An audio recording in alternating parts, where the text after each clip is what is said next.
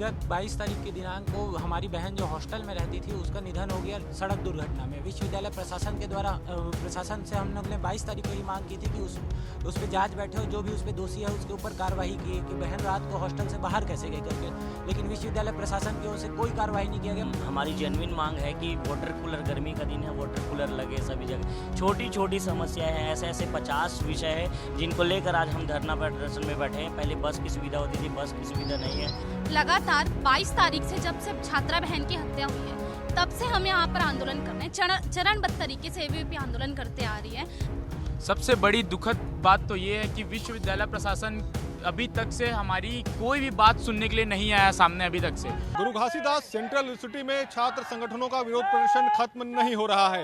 एक बार फिर एबीवीपी ने यहाँ पर यूनिवर्सिटी प्रबंधन के खिलाफ मोर्चा खोल दिया है। एबीवीपी के प्रदर्शनकारी यहाँ पर भूख हड़ताल पर बैठ गए हैं। देखिए, तमाम जो प्रदर्शनकारी हैं वो यहाँ पर भूख हड़ताल पर बैठे हैं। लगातार वो विश्वविद्यालय प्रबंधन के खिलाफ नारेबाजी कर रहे हैं और इनकी मांगे हैं कि छात्रों को तो तमाम समस्याएं हैं उसका निदान हो। लेकिन जिस तरह से लगातार विश्वविद्यालय प्रबंधन इनकी बातों को नजरअंदाज कर रहा है, उसके बाद अब इनका आक्रोश भड़का है।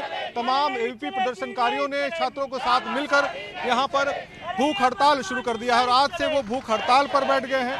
और देखिए किस तरह से तमाम जो प्रदर्शनकारी छात्र हैं वो लगातार विश्वविद्यालय प्रबंधन के खिलाफ नारेबाजी कर रहे हैं और इनके आंदोलन को आज यहाँ पर पूर्व सैनिकों ने भी समर्थन दिया है। उनसे भी बात करेंगे और जानेंगे कि आखिर वो इनको यहाँ पर समर्थन देने क्यों पहुंचे हैं। लेकिन इससे पहले यहाँ पर छात्रों से ही सीधे बात करते हैं और जानते हैं कि आखिर उन्होंने यह आंदोलन क्यों शुरू किया है, क्या कुछ कारण है जिसको लेकर आप लोगों ने ये भूख हड़ताल आज से शुरू किया है।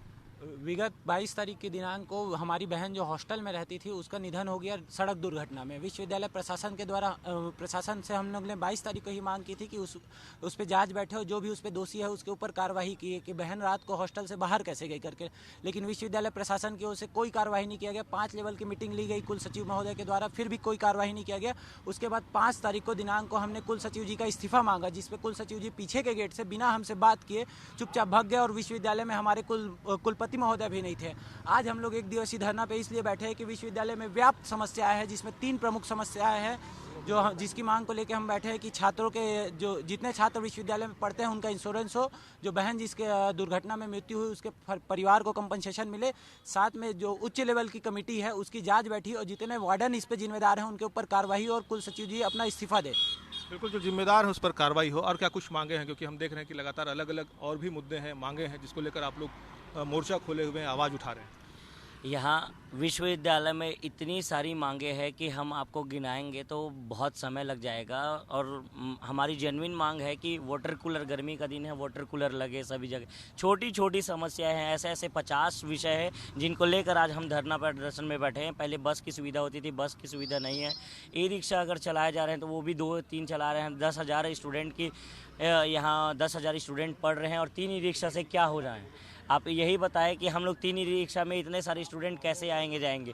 बहुत सारी समस्याएं हैं और इन समस्याओं को सॉल्व कर रहे हैं तो सही रहेगा, और सॉल्व भी करने के लिए यहाँ नहीं आ रहे हैं तो हम क्या है, जब तक कि हमारी परेशानी यहाँ पे सॉल्व नहीं होती तब तक के हम आंदोलन करेंगे। बिल्कुल, जब तक समस्या खत्म नहीं होती है, परेशानी का निदान नहीं होता, तब तक इनका आंदोलन जारी रहेगा। कुछ छात्राएं भी हैं जो धरने पर बैठी हुई हैं, आप लोगों ने भी भूख हड़ताल शुरू कर दिया है। आखिर कब तक ये हड़ताल रहेगा? क्या प्रबंधन से कोई बातचीत आप लोग की हो रही है? लगातार 22 तारीख से जब से छात्रा बहन की हत्या हुई है तब से हम यहाँ पर आंदोलन कर रहे हैं, चरणबद्ध तरीके से एबीवीपी आंदोलन करते आ रही है। अभी तक हमें कोई जवाब नहीं मिला है, ना हमारी बातें सुनी गई है, ना तो उस पर कोई एक्शन लिया गया है। और एबीवीपी तब तक आंदोलन करेगी जब तक हमें कोई संतुष्टिजनक जवाब नहीं मिल जाता, जब तक छात्रा बहन को न्याय नहीं मिल जाता, हमारी मांगे पूरी नहीं हो जाती। क्या लगता है कब तक ये आंदोलन आप लोग का जारी रहेगा? क्योंकि प्रबंधन आप लोग की आवाज़ सुन नहीं रहा है। बीते दिनों भी आप लोगों ने घेराव किया था, कुलसचिव कार्यालय के बाहर भी आप लोगों ने हंगामा किया था। उसके बाद क्या स्थिति है? क्या कोई बीच में बात हुई आप लोग की, कोई चर्चा हो रही है? सबसे बड़ी दुखद बात तो ये है कि विश्वविद्यालय प्रशासन अभी तक से हमारी कोई भी बात सुनने के लिए नहीं आया सामने अभी तक से। और मैं ये चाहूँगा कि जितनी विद्यार्थी परिषद ये चाहती है कि जब तक कि छात्रा बहन को न्याय नहीं मिलता, जब तक कि हमारी जो मांगे हैं वो पूरी नहीं होती, तब तक कि हम अनिश्चितकालीन धरना प्रदर्शन करेंगे। और जब तक कि हमको हमारी छात्रा बहन को और जब तक कि हमारी जो मांगे पूरी नहीं होती तब तक कि हम धरना प्रदर्शन करेंगे। बिल्कुल, यहाँ पर कुछ पूर्व सैनिक हैं, वो भी यहाँ पर धरना प्रदर्शन में शामिल होने पहुंचे हैं। आप लोगों ने भी यहाँ पर धरना प्रदर्शन को समर्थन दिया है। आप लोग के यहाँ पर आने की वजह क्या कुछ है? आप लोग, क्योंकि छात्रों का ये आंदोलन है, छात्रों की समस्याएं हैं, फिर पूर्व सैनिक यहाँ पर कैसे दिख रहे हैं? 5 तारीख को जब आंदोलन शुरू हुआ था छात्रा की मौत पर, तब यहाँ पे पूर्व सैनिक तैनात हैं सुरक्षा के लिए। पूर्व सैनिक, हमारे एक पूर्व सैनिक को जो वेणुगोपाल पटेल जी हैं, उन पर अवांछनीय बिना मतलब का एक आरोप लगाया गया कि तुम आंदोलनकारियों के साथ मिल गए हो। इतनी बड़ी संख्या में आंदोलनकारी थे और अंदर जा रहे थे, छात्र जा रहे थे अपनी मांग रखने के लिए। वो उनको नहीं रोक पाए क्योंकि कभी कभी हमको मैन हैंडलिंग करने का, अपने लोगों से मैन हैंडलिंग करने का कोई भी आदेश नहीं है और कोई भी किसी भी सुरक्षाकर्मी को नहीं होता है। तो वो अंदर चले गए तो प्रशासन ने इनको ये बोला कि तुमने उनके साथ साठगांठ की है, आपने उनसे पैसे ले लिए। तो ये बात एक पूर्व सैनिक को बोलना किसी भी अधिकारी का या फिर समझदार व्यक्ति का शोभा नहीं देता और उनको काम से हटा दिया गया बिना किसी नोटिस के, बिना किसी जांच के काम से हटाया गया। इस कारण आज हम इनका समर्थन देने यहाँ पहुँचे और साथ में अपनी बात उन तक पहुँचाने के लिए यहाँ पे हैं और हम उनको अभी ज्ञापन दे देंगे। देखिए, पूर्व सैनिक जो है वो भी यहाँ पर छात्रों के समर्थन में है।